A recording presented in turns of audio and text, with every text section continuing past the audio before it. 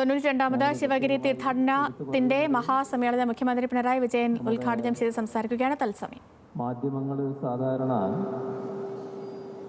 ഇത്തരം കാര്യങ്ങളെല്ലാം ശ്രദ്ധിക്കുക, മറ്റെന്തെങ്കിലും വിവാദത്തിന് അവസരം ഉണ്ടോ നോക്കി നടക്കുകയാണ് ചെയ്യുക. അവരെ ഓർമ്മിപ്പിക്കാനാണ്. അദ്ദേഹം പറഞ്ഞ ഏറ്റവും പ്രധാനപ്പെട്ട സാമൂഹിക പ്രാധാന്യമുള്ള ഇനം നമ്മുടെ ആരാധനാലയങ്ങളിൽ ഉടുപ്പൂരിയെ കടക്കാൻ പാടുള്ളൂ എന്ന ഒരു നിബന്ധന പൊതുവെ കാണാൻ കഴിയും. അതിനാണ് കാലാനുസൃതമായ മാറ്റം. അത് ശ്രീനാരായണ ഗുരുവിൻ്റെ സൽപാരമ്പര്യം ഉയർത്തിപ്പിടിച്ചുകൊണ്ട് തന്നെ ഇവിടെ സമൂഹത്തിന് മുന്നിൽ നിർദ്ദേശമായി ബഹുമാനായ സച്ചിദാനന്ദ സ്വാമി വെച്ചിട്ടുള്ളത്. ഇത് വളരെ പ്രധാനപ്പെട്ട ഒരു സാമൂഹിക ഇടപെടലായി മാറാൻ സാധ്യതയുണ്ട്. ഈ വഴിക്ക്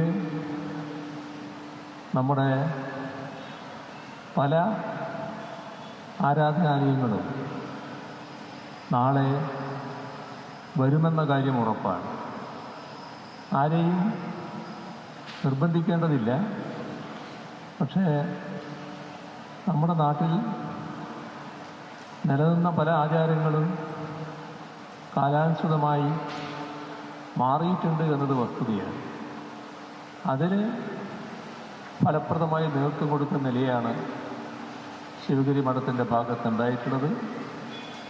ശ്രീനാരായണ ബന്ധമുള്ള ആരാധനാലയങ്ങളെല്ലാം ഈ നിലയാണ് സ്വീകരിച്ചു പോവുക എന്ന് അദ്ദേഹം പറഞ്ഞത്. അത് ശ്രീനാരായണ ബന്ധമുള്ള ആരാധനാലയങ്ങൾ മാത്രമായിരിക്കില്ല, മറ്റ് ആരാധനാലയങ്ങൾ കൂടി ആ മാതൃക പിന്തുടരാനിടയാക്കും എന്നാണ് പ്രതീക്ഷിക്കുന്നത്. ഈ സമ്മേളനം നടക്കുന്ന ഘട്ടം വൈക്കം സത്യാഗ്രഹം, ആലുവ സർവമത സമ്മേളനം ഇവയുടെയൊക്കെ അനുഭവമെടുത്താൽ കേരളത്തിൻ്റെ നവോത്ഥാന ചരിത്രത്തെ സമ്പുഷ്ടമാക്കിയ സുപ്രധാന സംഭവങ്ങളാണ്. ആ സംഭവങ്ങളുടെ ശതാബ്ദി ഘട്ടമാണ് ഇത് എന്ന് നമുക്കേവർക്കും അറിയാം.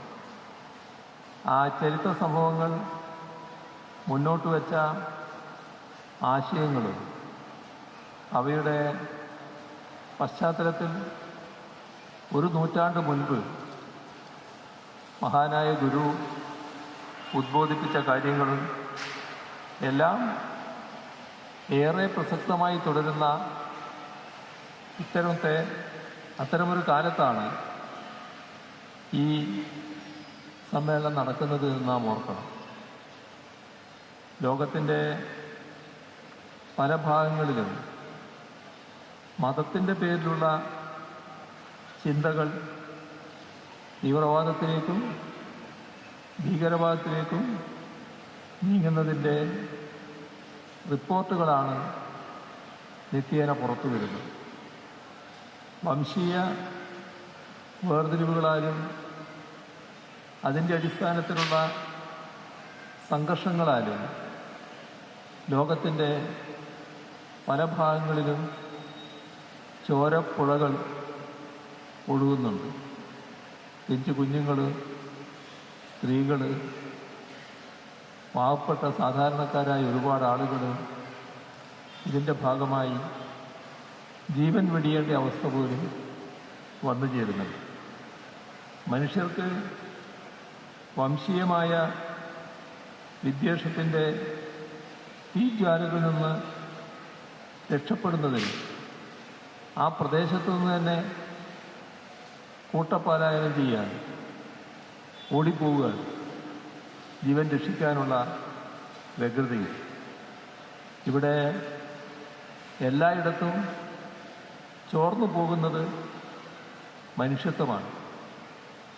അത് പാലസ്തീനിലായാലും അഫ്ഗാനിസ്ഥാനിലായാലും മണിപ്പൂരിലായാലും മറ്റെവിടെയായാലും ഓരോ വംശീയ സംഘർഷവും മുറിവേൽപ്പിക്കുന്നത് മനുഷ്യത്വത്തിനാണ്. ചോർന്നു പോകുന്ന മനുഷ്യത്വം മനുഷ്യരിൽ ഉൾച്ചേർക്കുവാൻ എന്താണ് വഴി? അത്തരമൊരു ആലോചനയിലേക്ക് നാം കടന്നാൽ ഗുരു സന്ദേശങ്ങൾക്കുള്ള പ്രസക്തി കൂടുതൽ വ്യക്തമായി വരും. ജാതിയുടെയും മതത്തിൻ്റെയും വംശത്തിൻ്റെയും പേരിൽ അക്രമം നടത്തുന്നവരിലേക്ക് പല മതസാരവും ഏകം എന്ന സന്ദേശം എത്തിക്കാൻ കഴിഞ്ഞാൽ അത് വലിയ തോതിൽ മാറ്റങ്ങൾ സൃഷ്ടിക്കും. കൊല്ലുന്നതും എങ്ങനെ ജീവികളെ എന്ന ഗുരുവിൻ്റെ കാവ്യശകലം എത്തിക്കാൻ ഇതോടൊപ്പം കഴിയേണ്ടതുണ്ട്. മതമേതായാലും മനുഷ്യൻ നന്നായാൽ മതി എന്ന ഗുരുവചനത്തിൻ്റെ വെളിച്ചവും എത്തിക്കാൻ കഴിയേണ്ടതുണ്ട്.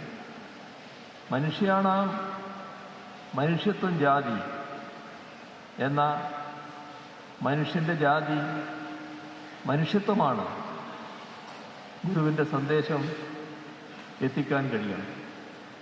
അതായിരിക്കും നിഷ്ഠുരതയെ മനുഷ്യത്വം കൊണ്ട് പകരം വെക്കാനും അങ്ങനെ വർഗീയ വംശീയ വിദ്വേഷങ്ങളെയും അവയുടെ അടിസ്ഥാനത്തിലുള്ള നരമേധങ്ങളെയും ഒഴിവാക്കാനുള്ള വഴി. അതുകൊണ്ടാണ് ഗുരു സന്ദേശങ്ങൾക്ക് സാർവദേശീയവും സാർവകാലികവുമായ പ്രസക്തിയുണ്ട് എന്ന് പറയുന്നത്. ഗുരു ജീവിച്ച് മനുഷ്യത്വം പടർത്തിയ മണ്ണാണിത്. അതുകൊണ്ടാണ് കേരളത്തിൽ വംശീയ വിദ്വേഷം അത്ര ഭീകരമായ തോതിൽ ആളിപ്പടരാതിരിക്കുന്നത്. അതുകൊണ്ട് ആമുഖമായി തന്നെ പറയാനുള്ളത് ഗുരു സന്ദേശങ്ങൾ ലോകമെമ്പാടും പടർത്താനുള്ള ശ്രമം നടത്തണമെന്നതാണ്. ഈ അടുത്ത കാലത്ത് ആലുവ സർവമത സമ്മേളനത്തിൻ്റെ ശതാബ്ദി റോമിൽ ആഘോഷിക്കുകയും മാർപ്പാപ്പ ഉൾപ്പെടെ അതിൻ്റെ ഭാഗമായി മാറുകയും ചെയ്തത് ഏറെ ശ്ലാഘനീയമാണ്. അത്തരം മുൻകൈകൾ ശക്തിപ്പെടുത്താൻ ഈ ശിവഗിരി തീർത്ഥാടനം ഉതകേണ്ടതുണ്ട്. ഇവിടെ ഒരു പ്രശ്നം നമ്മളെല്ലാവരും ഗൗരവമായി കാണേണ്ടതായിട്ട്, അത് സനാതനധർമ്മത്തിൻ്റെ വക്താവും പ്രയോക്താവുമായി ശ്രീനാരായണ ഗുരുവിനെ സ്ഥാപിക്കാനുള്ള സംഘടിതമായ ശ്രമം നടക്കുന്നുണ്ട്. ഈ ശിവഗിരി തീർത്ഥാടന സമ്മേളനത്തിൽ തന്നെ ഒരു പ്രസംഗകൻ്റെ ഭാഗത്തു നിന്ന് ഇങ്ങനെയൊരു വാദം ഉയർന്നു കേട്ടു. ഗുരു ശിവഗിരി തീർത്ഥാടനത്തെക്കുറിച്ച് സങ്കല്പിച്ചത് തന്നെ സംവാദങ്ങളുടെ വേദിയായിട്ട് കൂടിയാണ്. അതുകൊണ്ട് തന്നെ ആ മിഥ്യാധാരണ തിരുത്തേണ്ടത് ഇവിടെ വെച്ച് തന്നെയാണ് എന്ന് കരുതുകയാണ്. ശ്രീനാരായണ ഗുരു സനാതനധർമ്മത്തിൻ്റെ വക്താവോ പ്രയോക്താവോ ആയിരുന്നില്ല. മറിച്ച് ആ ധർമ്മത്തെ ഉടച്ചു വാർത്ത് പുതിയ കാലത്തിനായുള്ള ഒരു നവയുഗ ധർമ്മത്തെ വിളംബരം ചെയ്ത സന്യാസി വര്യനായിരുന്നു. സനാതനധർമ്മം എന്നതുകൊണ്ട് വിവക്ഷിക്കുന്നത് എന്താണ്? അത് വർണ്ണാശ്രമധർമ്മമല്ലാതെ മറ്റൊന്നുമല്ല. ആ വർണ്ണാശ്രമധർമ്മത്തെ വെല്ലുവിളിച്ചുകൊണ്ടും മറികടന്നുകൊണ്ടും കാലത്തിനൊത്തു നിൽക്കുന്നതാണ് ഗുരുവിൻ്റെ നവയുഗ മാനവിക ധർമ്മം.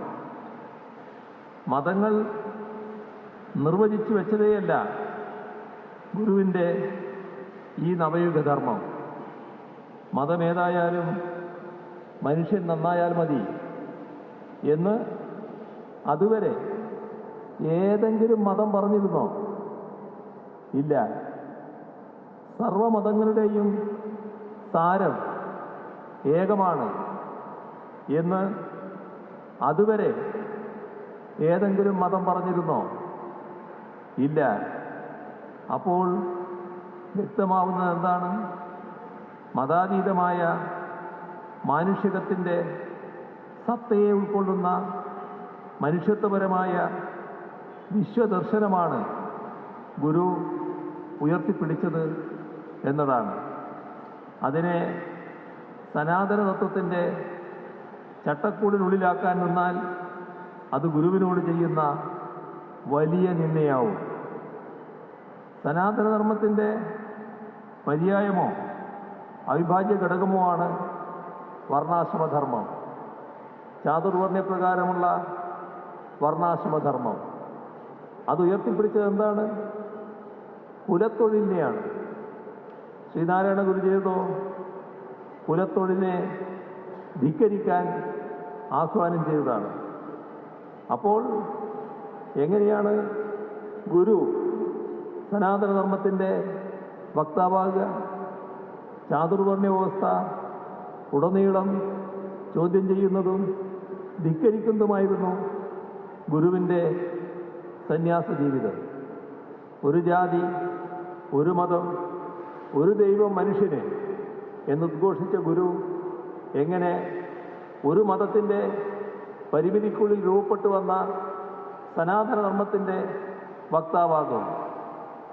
വർണ്ണവ്യവസ്ഥയ്ക്കെതിരായ ധർമ്മമാണ് ഗുരു ഉയർത്തിപ്പിടിച്ചത്. സനാതനധർമ്മത്തെ അനുസരിക്കുന്നതും സംശയത്തോടെ കാണുന്നതും വെല്ലുവിളിച്ച് ധിക്കരിക്കുന്നതുമായ 3 ധാരകൾ ഇന്ത്യയിൽ ഉണ്ടായിട്ടുണ്ട്.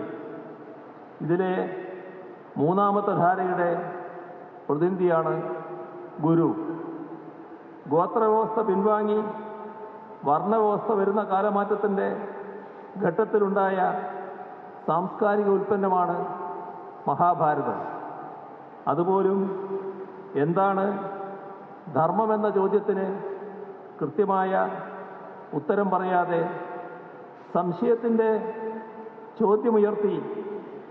ചോദ്യചിഹ്നമുയർത്തി പിൻവാങ്ങുന്നതേയുള്ളൂ. ധർമ്മയുദ്ധം നടത്തിയെന്ന് പറയുന്ന ധർമ്മപുത്രർ ഉടലോടെ സ്വർഗത്തിൽ ചെന്നു. അപ്പോൾ അതുവരെ അധർമ്മത്തിൻ്റെ യുദ്ധം നടത്തിയെന്ന് ആരോപിക്കപ്പെട്ട ദുര്യോധനെ അവിടെ കാണുന്നു.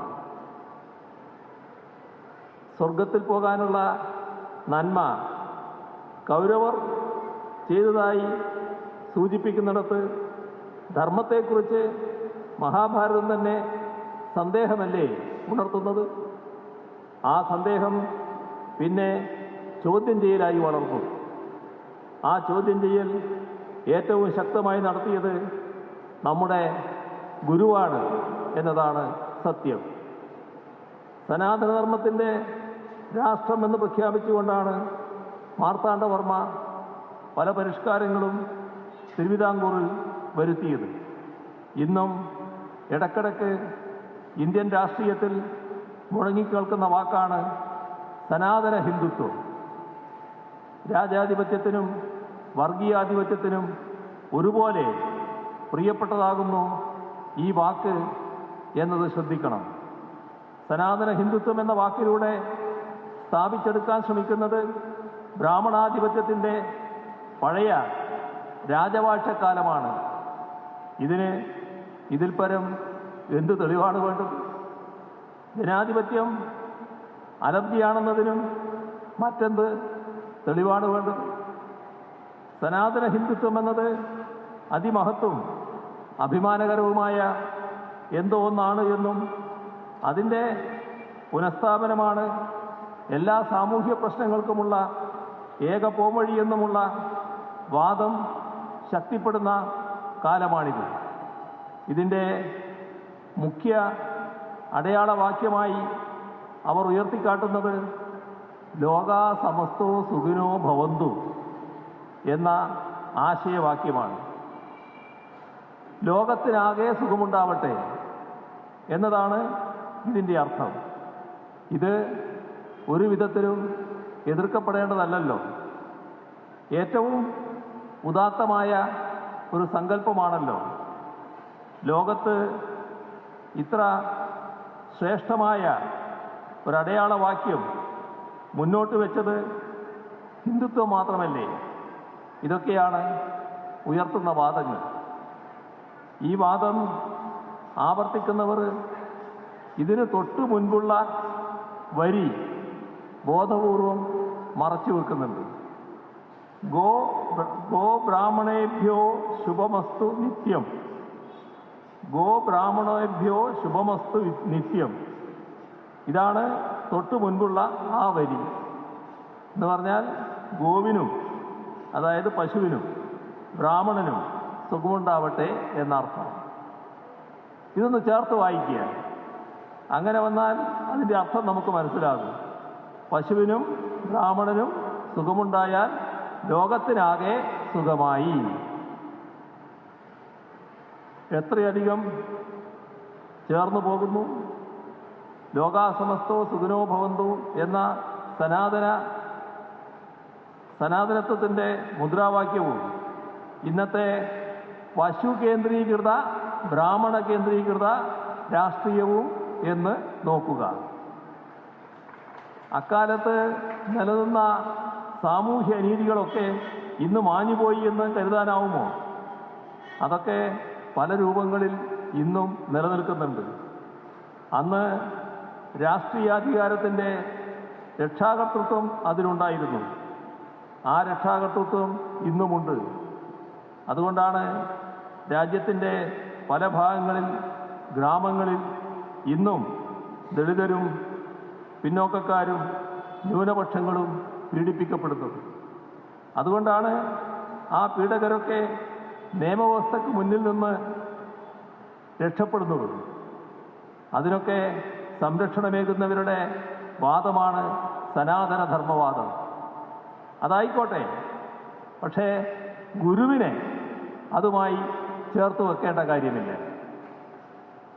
ഒരാശയത്തെ നമ്മൾ പിന്തുടരേണ്ടത് ലോകത്തിനാകെ വെളിച്ചം പകരുകയും ആ ആശയം ലോകത്തിനാകെ വെളിച്ചം പകരുകയും അത് മനുഷ്യജീവിതങ്ങളെ മെച്ചപ്പെടുത്തുകയും ചെയ്യുമ്പോഴാണ്. ആ ആശയം കാരണം മനുഷ്യൻ ദുഃഖിക്കാനും കഷ്ടപ്പെടാനും തുടങ്ങുന്നുവെങ്കിൽ അതിനെ സ്വാഭാവികമായും അകറ്റി നിർത്തണം. അങ്ങനെ എത്രയെത്ര ആശയങ്ങളാണ് കാലത്തിനൊപ്പം നവീകരിക്കപ്പെടാത്തതുകൊണ്ട് വിസ്മൃതിയിൽ ആണ്ടുപോയത്. എന്നാൽ ശ്രീനാരായണ ഗുരുവിൻ്റെ ആശയങ്ങൾ അദ്ദേഹം ജനിച്ച് ജീവിച്ച സഹസ്രാബ്ദത്തെയും കടന്ന് ലോകത്തിനാകെ വെളിച്ചം പകരുകയാണ്. അതിലുണ്ട് ശ്രീനാരായണ ഗുരുവിൻ്റെ മഹത്വം. ആ യുഗപ്രഭാവൻ്റെ ആശയങ്ങൾ ഉൾക്കൊണ്ട് നടത്തപ്പെടുന്ന ശിവഗിരി തീർത്ഥാടനവും അങ്ങനെ മഹത്വമാർജിക്കുന്നു. എന്തിനു വേണ്ടിയാണ് ശിവഗിരി തീർത്ഥാടനം?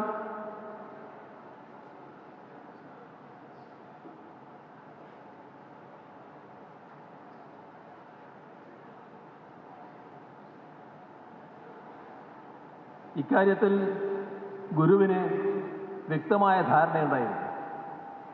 ശ്രീബുദ്ധൻ്റെ അഷ്ടാംഗമാർഗം പോലെ 8 കാര്യങ്ങൾ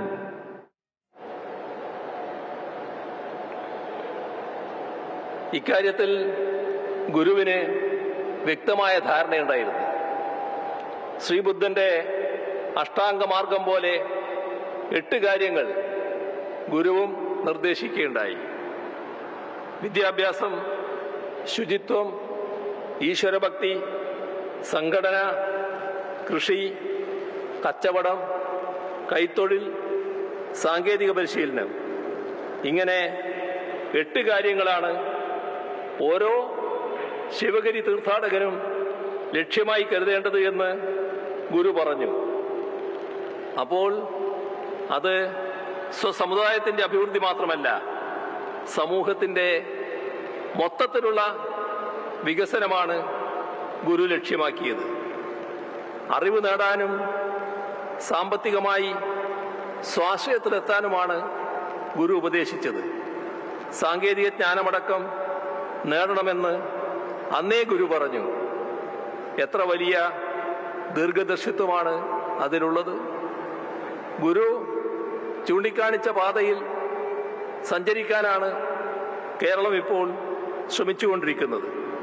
നമ്മുടെ വിദ്യാഭ്യാസ മേഖലയെ ലോകോത്തര നിലവാരത്തിലേക്ക് ഉയർത്താനുള്ള ശ്രമമാണ് നടക്കുന്നത്.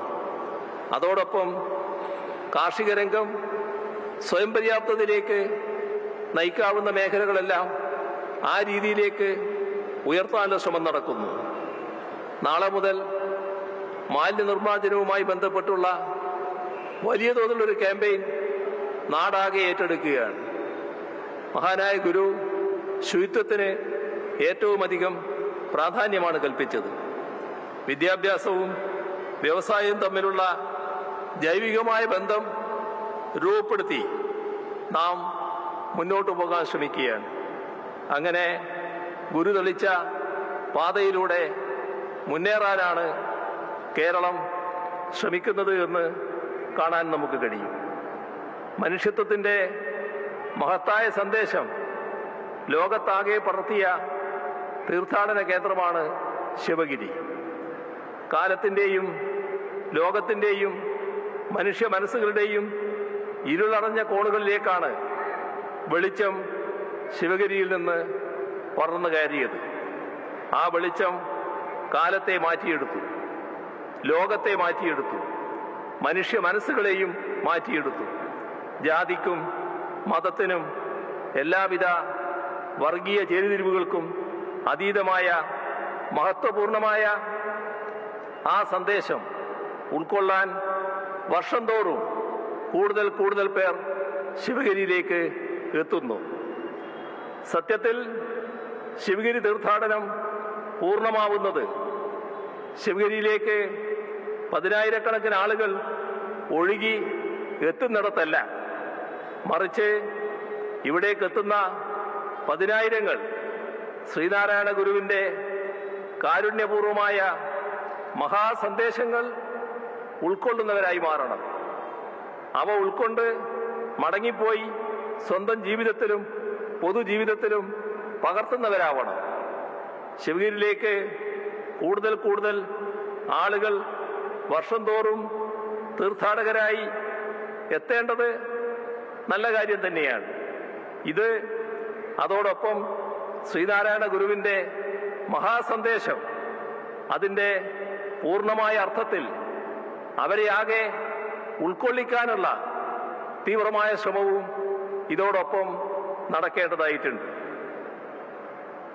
ഗുരു സന്ദേശം ഉൾക്കൊള്ളുന്നതിൽ ശ്രദ്ധ വെക്കാതെ നടത്തുന്ന തീർത്ഥാടനങ്ങൾ പൊള്ളയായ ആചാരാനുഷ്ഠാനങ്ങൾ മാത്രമായി തരംതാണു പോകും. അന്ധമായ ആചാരാനുഷ്ഠാനങ്ങൾക്കെതിരെയായിരുന്നു ഗുരു എന്നും പ്രവർത്തിച്ചു പോന്നിരുന്നത്. അത്തരമൊരു പശ്ചാത്തലത്തിൽ പൊള്ളയായ ആചാരം ഗുരു നിന്ദയായി മാറും. അതുണ്ടാവാതിരിക്കാനാണ് ഗുരുവിൻ്റെ മഹത്വമാർന്ന സന്ദേശങ്ങൾ പൂർണ്ണമായും ഉൾക്കൊള്ളുന്നവരാവണം ഓരോ തീർത്ഥാടകനും ആ തീർത്ഥാടകരുടെ യാത്രയും എന്ന് ഉറപ്പുവരുത്തൽ. ഇവിടെയാണ് എന്തായിരുന്നു യഥാർത്ഥ ഗുരു സന്ദേശം എന്നത് പരിശോധിക്കേണ്ടത്. അവിടെ നാം കാണാൻ കഴിയുക മനുഷ്യസ്നേഹമായിരുന്നു ഗുരുവിൻ്റെ സന്ദേശം. ആ സ്നേഹത്തിൽ ജാതിയുടെയോ മതത്തിൻ്റെയോ വേർതിരിവില്ല. അത്തരം വേർതിരിവുകൾ കൽപ്പിക്കാൻ ആരെങ്കിലും ശ്രമിച്ചാൽ അത് ഗുരു സഹിക്കുമായിരുന്നില്ല. അങ്ങനെയുള്ള ഗുരുവിനെ തന്നെ ജാതിയുടെയോ മതത്തിൻ്റെയോ വേലികെട്ടി അതിനുള്ളിൽ പ്രതിഷ്ഠിക്കാൻ ആരെങ്കിലും ശ്രമിച്ചാലോ അതിൽ കവിഞ്ഞ ഗുരു നിന്ദയുണ്ടാവാനില്ല. അക്കാര്യം നാം ഓർമ്മിക്കേണ്ടതുണ്ട്. ഓർമ്മിച്ചാൽ മാത്രം പോരാ, അത്തരം ശ്രമങ്ങൾക്കെതിരായി നല്ല ജാഗ്രത പുലർത്തുകയും വേണം. ആ ജാഗ്രതയുണ്ടായില്ലെങ്കിൽ ഗുരു എന്തിനൊക്കെ വേണ്ടി നിലക്കൊണ്ടോ അതിനൊക്കെ എതിരായ പക്ഷത്തേക്ക് ഗുരുവിനെ തട്ടിയെടുത്ത് കൊണ്ടുപോയി പുനഃപ്രതിഷ്ഠിക്കാനുള്ള ശ്രമങ്ങളുണ്ടാവും. ഗുരു എന്തിനൊക്കെ എതിരെ പൊരുതിയോ അതിൻ്റെയൊക്കെ വക്താവായി ഗുരുവിനെ അവതരിപ്പിക്കാനുള്ള ശ്രമങ്ങളുണ്ടാവും. അതുണ്ടായിക്കൂടാ. അത്തരം ദുർവ്യാഖ്യാനങ്ങൾ അനുവദിക്കില്ല എന്ന് ഉറച്ച് പ്രഖ്യാപിക്കാൻ കഴിയണം. സാമൂഹ്യ പരിഷ്കർത്താവായിരുന്ന ശ്രീനാരായണ ഗുരുവിനെ കേവലം ഒരു മതനേതാവായി അല്ലെങ്കിൽ മതസന്യാസിയായി കുറച്ചു കാണിക്കാനുള്ള ശ്രമങ്ങളെ തിരിച്ചറിയണം. ഗുരുവിന് മതമില്ല എന്ന് മനസ്സിലാക്കണം. ഗുരുവിന് ജാതിയില്ല എന്ന് മനസ്സിലാക്കണം. ലോകത്ത് മനുഷ്യരായി പിറന്ന മുഴുവൻ ആളുകൾക്കും എല്ലാ കാലവും ഗുരുവായിരിക്കേണ്ട ഒരു മഹാവ്യക്തിത്വത്തെ നമ്മുടെ പരിമിതമായ കാഴ്ചവട്ടത്തിനുള്ളിലെ ഒരു ജാതിയിലോ മതത്തിലോ ആയി തളച്ചിടുന്നത് ശരിയാണോ എന്ന് ചിന്തിക്കണം. ഗുരുവിന്റെ ജാതി എന്താണ് എന്ന് ഒരാൾ ഒരിക്കൽ ഗുരുവിനോട് തന്നെ ചോദിക്കുകയുണ്ടായി. അതിന് ഗുരു കൃത്യമായി മറുപടി പറഞ്ഞു. ചരിത്രം കൃത്യമായി അത് രേഖപ്പെടുത്തിയിട്ടുണ്ട്. ഗുരുവിന്റെ വാചകം അതേ രീതിയിൽ ഞാൻ ഉദ്ധരിക്കുകയാണ്. നാം ജാതിഭേദം വിട്ടിട്ട് ഇപ്പോൾ ഏതാനും മത്സരങ്ങൾ കഴിഞ്ഞിരിക്കുന്നു. എന്നിട്ടും ചില പ്രത്യേക വിഭാഗക്കാർ നമ്മെ അവരുടെ വിഭാഗത്തിൽപ്പെട്ടവനായി വിചാരിക്കുന്നു. അക്കാരണത്താൽ പലർക്കും നമ്മുടെ വാസ്തവത്തിന് വിരുദ്ധമായ ധാരണക്കിടവന്നിട്ടുണ്ടെന്നും അറിയുന്നു. നാം ഒരു പ്രത്യേക ജാതിയിലോ മതത്തിലോ ഉൾപ്പെടുന്നില്ല. ഈ വസ്തുത പൊതുജനങ്ങളുടെ അറിവിലേക്കായി പ്രസിദ്ധം ചെയ്തിരിക്കുന്നു. ഇതാണ് ഗുരുവിൻ്റെതായി ചരിത്രം അടയാളപ്പെടുത്തിയിട്ടുള്ള വാക്കുകൾ. ഒരു സംശയത്തിനും ആ വാക്കുകൾ പഴുതു നൽകുന്നില്ല. എന്നിട്ടും ഗുരു മതാചാര്യനാണെന്ന് പറഞ്ഞാലോ? ഇക്കാര്യങ്ങളിൽ അന്തിമമായി ഗുരുവിന്റെ സ്വന്തം വാക്കുകളുണ്ടല്ലോ. അപ്പോ വ്യാഖ്യാനിക്കാൻ വ്യാഖ്യാതാക്കളായി നടിച്ച് ആരും പുതിയ ഭാഷ്യവുമായി ഇറങ്ങേണ്ടതില്ല എന്നാണ് പറയാനുള്ളത്. സർവമത സമ്മേളനത്തെക്കുറിച്ച് നേരത്തെ സൂചിപ്പിച്ചല്ലോ. വാദിക്കാനും ജയിക്കാനുമല്ല, അറിയാനും അറിയിക്കുവാനാണ് ഈ സമ്മേളനം എന്ന് സമ്മേളന പന്തലിൽ എഴുതി വെച്ചു. എന്താണ് അതിനർത്ഥം? മതങ്ങൾ തമ്മിൽ കലഹിക്കരുത്, വാദിച്ച് കലഹിക്കരുത് എന്നത് തന്നെ. പല മതസാരവും ഏകം എന്ന് പഠിപ്പിച്ച ഗുരു ഇങ്ങനെ ചെയ്തില്ലെങ്കിലല്ലേ അത്ഭുതപ്പെടേണ്ടതുള്ളൂ. അങ്ങനെയുള്ള ഗുരുവിന്റെ സ്മൃതി തുടിച്ചു നിൽക്കുന്ന പവിത്രമായ സ്ഥലമാണ് ശിവഗിരി. ആ ശിവഗിരി എന്നും എല്ലാവർക്കും അവകാശപ്പെട്ടതായി തന്നെ തുടരണം. ജാതിഭേദം മതദ്വേഷം ഏതുമില്ലാതെ സർവരും സോദരത്വേന വാഴുന്ന മാതൃകാസ്ഥാനം എന്നതായിരുന്നല്ലോ ഗുരുവിന്റെ സങ്കല്പം. അരുവിപ്പുറമായാലും ചെമ്പഴന്തിയായാലും ശിവഗിരിയായാലും ഗുരുവുമായി ബന്ധപ്പെട്ട ഏത് സ്ഥാനവും സ്ഥാപനവും എല്ലാവർക്കുമായി എന്നും തുറന്നിരിക്കണം. ആ ആശയത്തിന്റെ അനുരണനങ്ങൾ കേരളത്തിന്റെ മുക്കിലും മൂലയിലും ഉണ്ടാകണം. ലോകമാകെ ശ്രദ്ധിക്കുന്ന മാതൃകാസ്ഥാനമായി ഈ നാട് തന്നെ മാറിത്തീരണം. ഒരു വശത്ത് സാമുദായികമായ അന്ധവിശ്വാസങ്ങൾക്കും അനാചാരങ്ങൾക്കുമെതിരെയുള്ള പ്രവർത്തനം, മറുവശത്ത് മദ്യപാനം പോലുള്ള ദുസ്വഭാവങ്ങൾക്കെതിരെയുള്ള പ്രവർത്തനം, ഇനിയും ഒരു വശത്ത് വിദ്യാഭ്യാസത്തിന് വേണ്ടിയും സ്വാശ്രയത്വത്തിന് വേണ്ടിയുമുള്ള പ്രവർത്തനം. ഈ 3 പ്രവർത്തന പദങ്ങളെ ശ്രീനാരായണ ഗുരു സമന്വയിപ്പിച്ചു. ഇത് കാണാതെ ഗുരുവിനെ ആത്മീയതയുടെ അന്വേഷകൻ മാത്രമായി പരിമിതപ്പെടുത്തി കാണരുത്. ഏകാന്തമായ ഏതോ ഗുഹയിൽ പോയിരുന്ന് ജീവിതാന്ത്യം വരെ പ്രാർത്ഥിക്കുകയല്ല, മറിച്ച് ഈ സമൂഹത്തെ മാറ്റിമറിക്കാൻ സന്ദേശങ്ങൾ കൊണ്ടും പ്രവർത്തികൾ കൊണ്ടും ഗുരു ഇടപെടുകയായിരുന്നു. പ്രാർത്ഥനയല്ല, പ്രവൃത്തിയെ സാമൂഹ്യ മാറ്റം വരുത്തൂ എന്ന് ഗുരു പഠിപ്പിക്കുകയായിരുന്നു. സംഘടന കൊണ്ട് ശക്തരാകണം എന്ന മുദ്രാവാക്യം അക്കാലത്ത് എത്രമാത്രം പുരോഗമനപരമായിരുന്നു എന്നോർക്കുക. ഇക്കാലത്തും അത് വലിയ പ്രസക്തിയുള്ളതാണ്.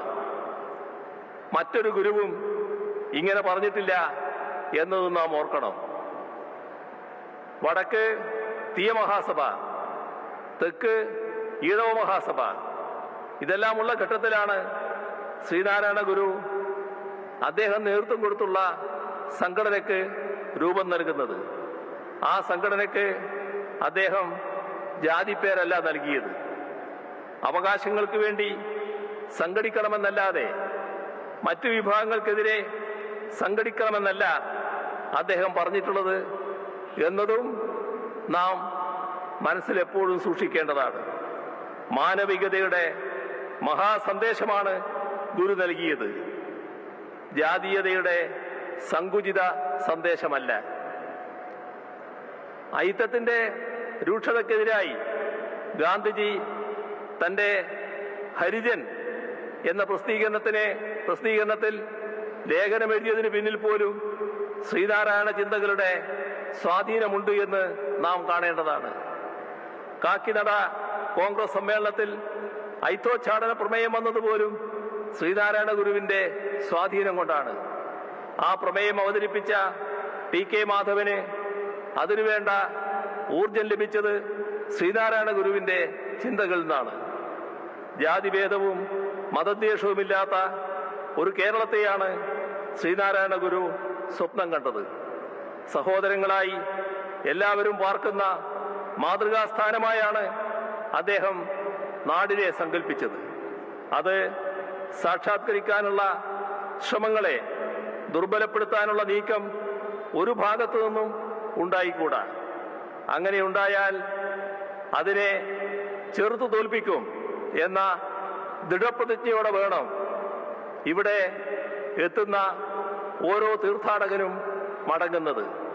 എന്നാൽ മാത്രമേ ശിവഗിരി തീർത്ഥാടനം അർത്ഥപൂർണമാവുകയുള്ളൂ എന്നുകൂടി ഓർമ്മിപ്പിച്ചുകൊണ്ട് നിറഞ്ഞ സന്തോഷത്തോടെ ഈ മഹാസമ്മേളനത്തിന്റെ ഔപചാരികമായ ഉദ്ഘാടനം നിർവഹിച്ചതായി അറിയിച്ചുകൊണ്ട് അവസാനിപ്പിക്കുന്നു. നിങ്ങൾക്കെന്റെ സ്നേഹാഭിവാദനങ്ങൾ. Thank you sir.